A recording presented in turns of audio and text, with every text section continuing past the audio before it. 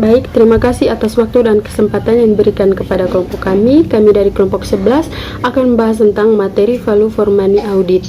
Saya, Yohana Lilani Karlinangul, akan membahas tentang definisi value for money.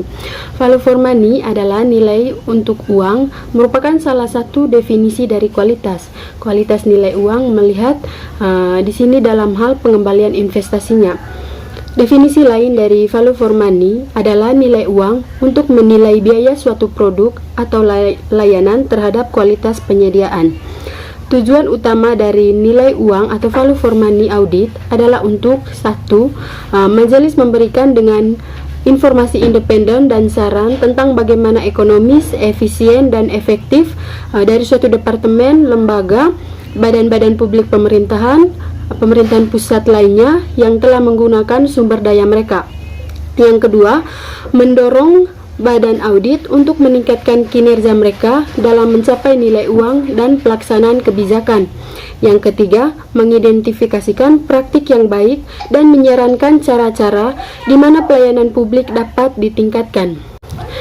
Implementasi konsep value for money adalah kinerja suatu organisasi dinilai baik jika organisasi yang bersangkutan mampu melaksanakan tugas-tugas dalam rangka mencapai tujuan yang telah ditetapkan pada standar yang tinggi dengan biaya yang rendah.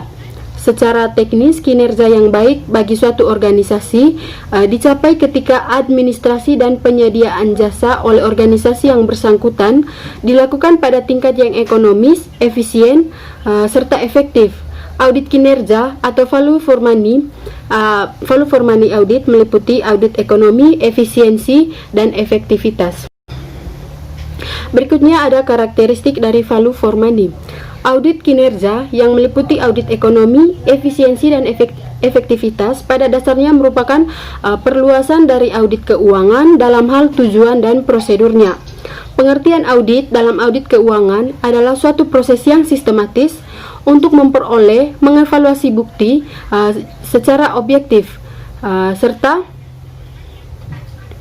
mengendiarsesi atau tindakan dan kejadian ekonomi kesesuaiannya dengan kriteria atau standar yang telah ditetapkan, dan kemudian mengkomunikasikan hasilnya kepada pihak-pihak pengguna laporan tersebut.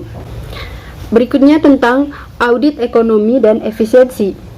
Ekonomi mempunyai arti biaya terendah, sedangkan efisiensi mengacu pada rasio terbaik antara output dengan biaya atau input.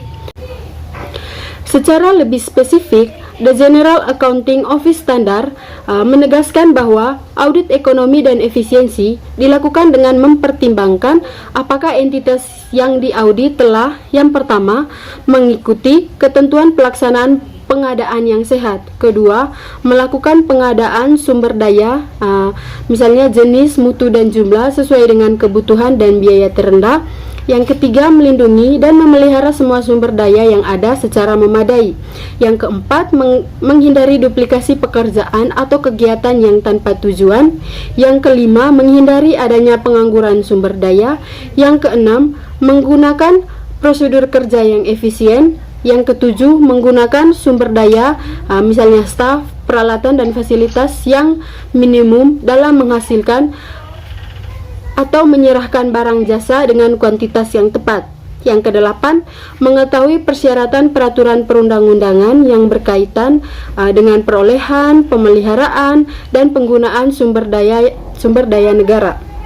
Yang kesembilan, melaporkan ukuran yang sah dan dapat dipertanggungjawabkan mengenai kehematan dan efisiensinya. Untuk dapat mengetahui apakah organisasi telah menghasilkan output yang optimal dengan sumber daya yang dimilikinya, auditor dapat membandingkan outputnya yang telah dicapai dalam periode yang bersangkutan dengan yang pertama, standar yang telah ditetapkan sebelumnya. Yang kedua, kinerja tahun-tahun sebelumnya. Ketiga, unit lain pada organisasi yang sama atau pada organisasi yang berbeda. Prosedur untuk melakukan audit ekonomi dan efisiensi sama dengan jenis audit yang lain. Secara umum, tahapan-tahapan audit yang dilakukan meliputi yang pertama, perencanaan audit. Yang kedua, mereview sistem akuntansi dan penilaian internal. Yang ketiga, menguji sistem akuntansi dan pengendalian internal. Yang keempat, melaksanakan audit. Dan yang terakhir, menyampaikan laporan. Baik, jadi nama saya Getroni Arianis Adu. Saya akan mempresentasikan mulai dari audit efektivitas. Jadi yang audit efektivitas berkaitan dengan pencapaian tujuan. Menurut Audit Commission pada tahun 1986, efektivitas berarti menyediakan jasa-jasa yang benar sehingga memungkinkan pihak yang berwenang untuk mengimplementasikan kebijakan dan tujuannya. Audit efektivitas bertujuan untuk menentukan tingkat pencapaian hasil atau manfaat yang diinginkan. Kemudian yang kedua, menentukan kesesuaian hasil dengan tujuan yang ditetapkan sebelumnya. Dan yang ketiga, menentukan apakah entitas yang diaudit telah memperhatikan alternatif lain untuk memberikan hasil yang sama dengan biaya yang paling rendah. Kemudian secara lebih rinci, tujuan pelaksanaan audit efektivitas atau audit program ada 10. Yang pertama, menilai tujuan program, baik yang baru maupun yang berjalan, apakah sudah memadai dan tepat. Yang kedua, menentukan tingkat pencapaian hasil suatu program yang diinginkan. Yang ketiga, menilai efektivitas program atau unsur-unsur secara terpisah. Yang keempat, mengidentifikasi faktor yang menghambat pelaksanaan kerja dan menampilkan kinerja yang baik dan memuaskan. Yang kelima, menentukan apakah manajemen telah mempertimbangkan alternatif untuk melaksanakan program yang mungkin dapat memberikan hasil yang lebih baik dengan biaya yang lebih rendah. Kemudian yang keenam, menentukan apakah program tersebut saling melengkapi, tumpang tindih atau bertentangan dengan program yang lain. Yang ketujuh, mengidentifikasi cara untuk dapat melaksanakan program tersebut dengan lebih baik lagi. Yang ke-8, menilai ketaatan terhadap peraturan perundang-undangan yang berlaku terhadap program tersebut. Yang ke-9, menilai apakah sistem pengendalian manajemen sudah cukup memadai untuk mengontrol program tersebut. Yang ke-10, menentukan apakah manajemen telah melaporkan ukuran yang sah dan dapat dipertanggungjawabkan. Untuk mengukur efektivitas suatu kegiatan harus didasarkan pada kriteria yang telah ditetapkan sebelumnya. Jika hal ini belum tersedia, maka auditor perlu bekerja sama dengan top manajemen dan badan pembuat keputusan untuk menghasilkan kriteria tersebut dan berpedoman pada pelaksanaan suatu program. Beberapa alternatif dapat digunakan untuk mengevaluasi program yang sedang berjalan, yaitu proxy untuk mengukur dampak atau pengaruh, evaluasi konsumen, kemudian evaluasi yang menitikberatkan pada proses bukan hasil. Hal yang perlu dipertimbangkan pada evaluasi atau dari suatu program yaitu apakah ada pengaruh dari program tersebut. Kemudian yang kedua, apakah program tersebut relevan dan realistik. Yang ketiga, apakah program telah mencapai tujuan yang telah ditetapkan. Dan yang keempat, apakah cara-cara yang digunakan telah baik dan apakah kita dapat melakukan cara yang lebih baik untuk memantapkan program tersebut. Value for money audit secara umum mempunyai 3 kategori utama, yaitu by product atau VFM work. Yang kedua, an arrangement review. Yang ketiga, performance review. Prasyarat yang harus dipenuhi dalam audit kerja yaitu yang pertama, auditor. Auditor yaitu orang atau lembaga yang melakukan audit. Kemudian auditee yaitu pihak yang diaudit, dan recipient atau pihak yang menerima hasil audit. Kemudian yang kedua, hubungan akuntabilitas antara auditee dan audit recipient.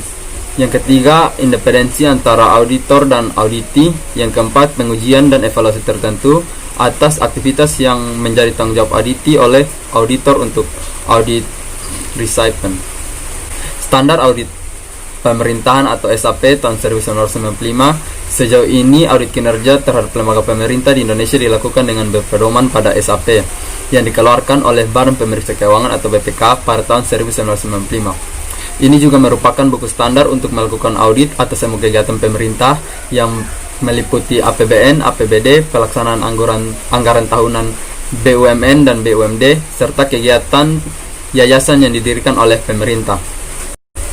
Standar yang menjadi pedoman dalam audit kinerja terhadap lembaga pemerintahan menurut SAP yaitu yang pertama, standar umum. Yang kedua, standar pekerjaan lapangan audit kinerja yang meliputi perencanaan, supervisi, kepatuhan terhadap peraturan perundang-undangan, dan pengendalian manajemen. Kemudian yang ketiga, standar pelaporan audit berisi 5 hal, diantaranya bentuk, ketepatan waktu isi laporan, penyajian laporan, dan distribusi laporan kepada pihak yang membutuhkan. Baik, sekian hasil presentasi kami.